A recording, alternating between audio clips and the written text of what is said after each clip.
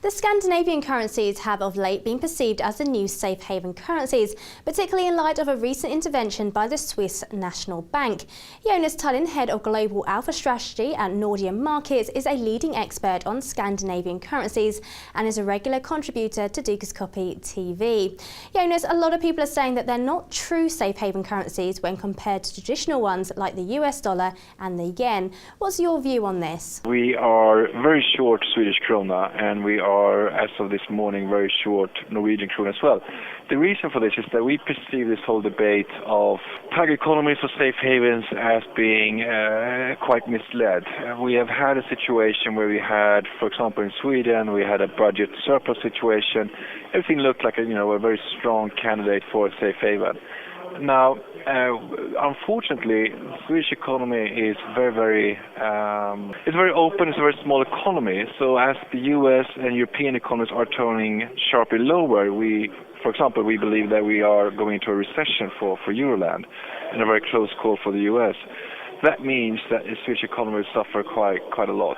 Our take on this is that we like to trade this safe haven story, but on the other side, i.e. let the market believe that the Swedish krona is a safe haven, or whatever you prefer to call it, or a tiger economy.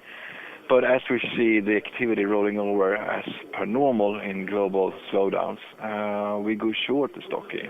But what about if the Swedish krona and the Norwegian krona appreciate too much? Is there a chance that we could see an intervention? No. I mean, for example, in Sweden, there won't even be a comment on this for a long time. The predominant reason for that is, as we've seen in the last few days, the Swedish krona, this kind of story trading won't last as the data just comes out worse and worse in Sweden, because then you get all the equity flows going against you. In Norway, you're probably going to have verbal intervention, and they're much more sensitive because they are, in fact, given their situation and abundance of wealth, they are in a little bit different situation, i.e. more fiscally strong than Sweden. So there we believe that you're going to see more NOK intervention and perhaps even rate cuts. So how are some of the global worries affecting the Swedish economy and indeed the Norwegian economy? That's a very good question, because we've been, since February, we've been arguing that Swedish PMI, for example, would hit 50 this summer, and that was sort of like swimming up, a waterfall. It was very much, Sweden is strong and this is a Greek problem or whatever. What we think, though, is that the global slowdown started really, in honest, last winter, and we've been bearish on the economy ever since, waiting for an equity sell-off, etc. But this kind of slowdown is very severe. As I said before, we believe that Eurozone is heading for a recession. Well, Sweden's central bank decided to leave interest rates unchanged this month, but also lowered its forecast for the rate in coming years. What does this tell us about Riksbank's mindset at the moment, and are you expecting any more rate hikes this year? No more rate hikes. No. I think the market could have been a little bit aggressive in calling it for almost a 50 basis points cut by December. We believe that the next move will be a cut, but we will believe it will more likely to be at the beginning of next year. So we think the short end has sort of, as I said before, they almost priced a depression as we're speaking, and that could be a little bit aggressive, in fact.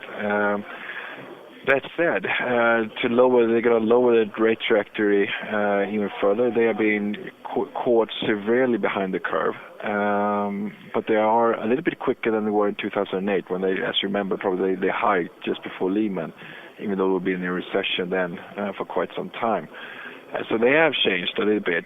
A lot, I think, has to do with some of the delegates in the board are looking a lot more on international economics than they did in 2008.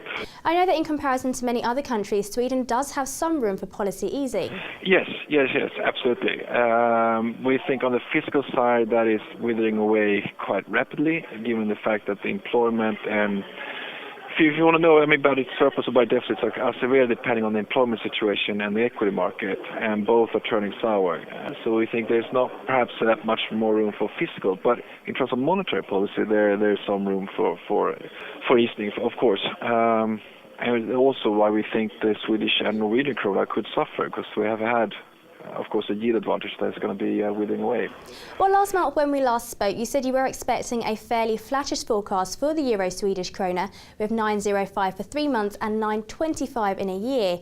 Have your projections changed for this pair at all?